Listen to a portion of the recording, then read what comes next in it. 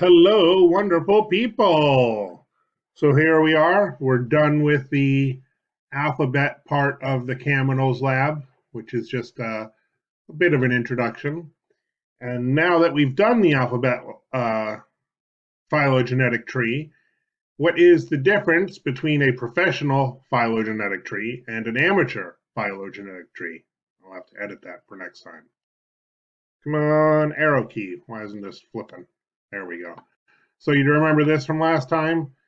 There's my phylogenetic tree, letters in the bottom, you work your way up, just like down here with KP Kafkas.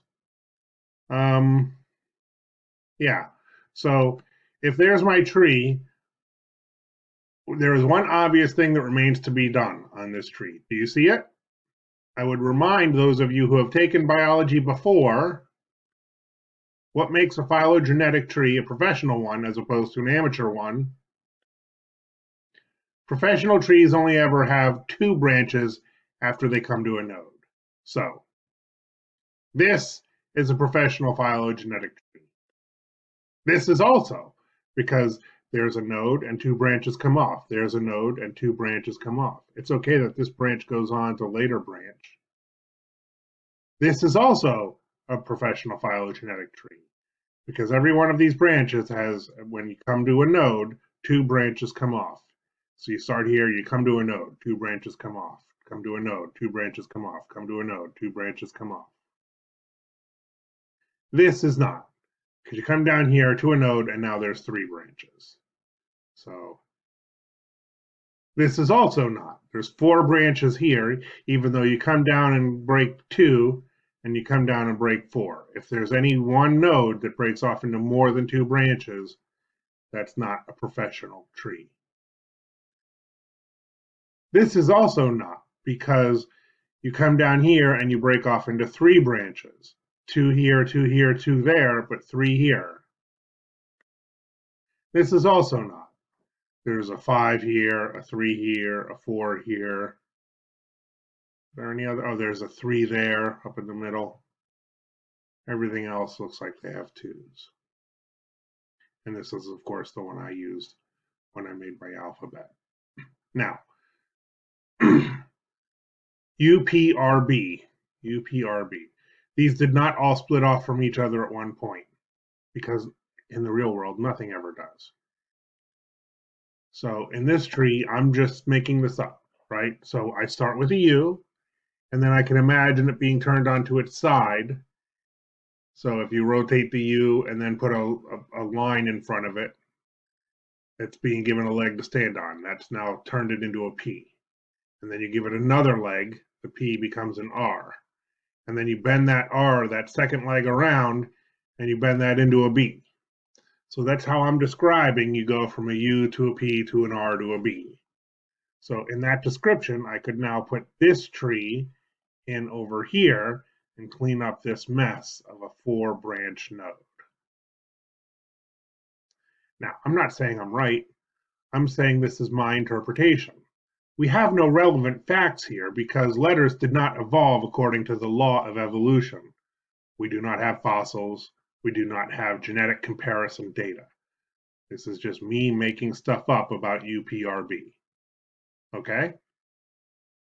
Now, someone else told me that she thought that I is the ancestor of all the letters, and that if you take the I and you bend it around and you give it a tail, you make a J, and then if you keep bending that around and extend it, now your J turns into a U. And if you take the U and you extend it all the way around and connect it around, now you've got an O.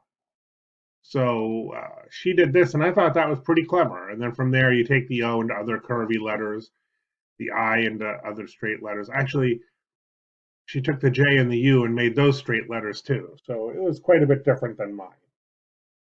So this is just another way of somebody else thinking about letters telling a story. And she's got IJUO into 4. Each branch only has 2 nodes. And that's what the point of this is, okay? So the assignment, however, is not to make up evolutionary relationships out of thin air.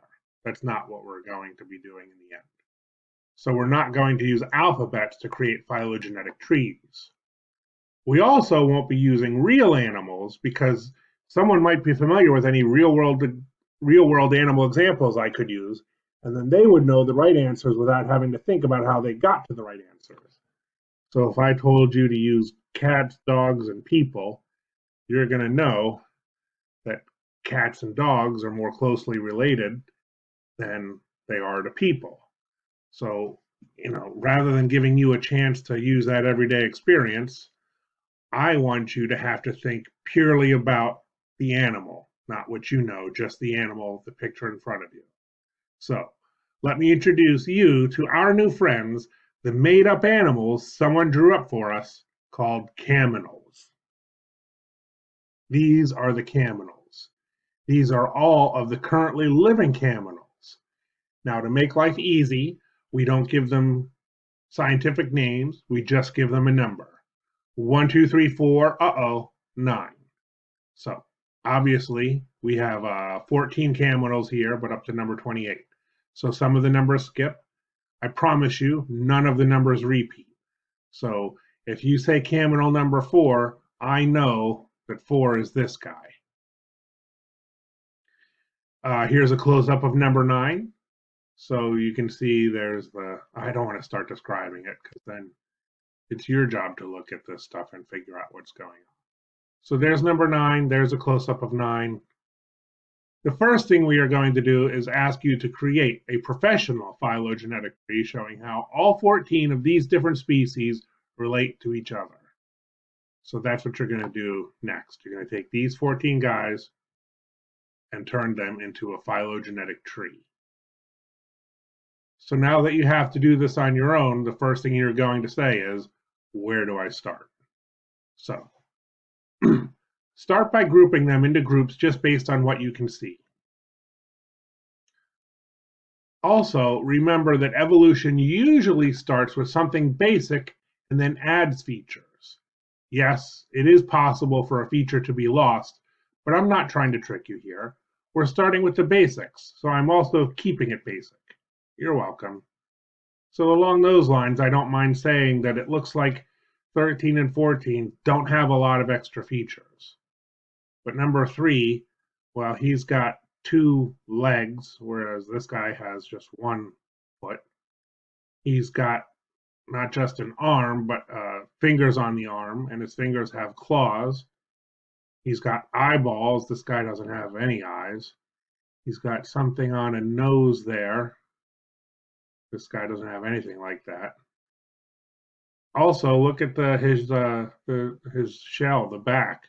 He's got big blobby ink spots on here, and these guys don't have anything.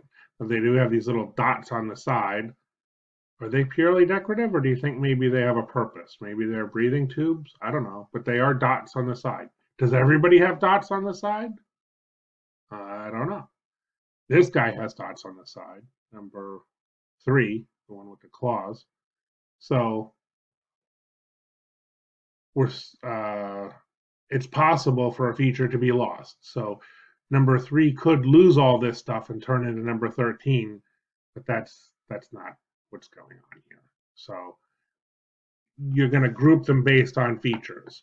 So you've got 14 things.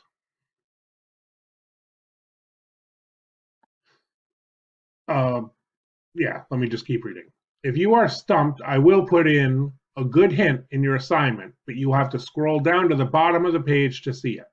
I don't care if you use it or not, but if you get totally stumped, there's a good hint down at the bottom. But I will say this. When you are grouping things, you can keep things in groups of 1, 2, or 3. And I would try to keep it that kind of basic. So you see how there are 5 things that have the big ink blobs on them? Yes, you could make this a group of 5 that have big ink blobs on them. But I would suggest that when you're trying to put these things together, you keep things in groups of 1 or 2 or 3. So rather than have a group of 5, I would try to divide this up into a group of 3 and 2 or 4 and 1. Well, if it were 4 and 1, then I would take the group of 4 and try to break that up into a group of 3 and 1 or 2 twos. So you want groups of 1, 2, or 3. So I don't want to say too much because I don't want to take your fun away of putting all those puzzles together. Oh, is that it? That's it for that. Okay, so evolution starts with the basics. Now, I'm asking you to create a professional phylogenetic tree. If you get too frustrated and you just need to group, 3 branches, it's not the end of the world. That's the difference between like an A and a B. So it's more important to me that you finish this assignment and get the tree done than it is for you to have every single branch going into 2 branches like this one. If you put in a 3 because it's just easier for you at this point, and maybe you'll try to clean it up later and maybe you run out of time, that's okay. It's not the end of the world. It's more important to me that you get the whole tree done so that you have all 14 caminals at the bottom and they're all connected back to one single common ancestor. Okay? Does that make sense?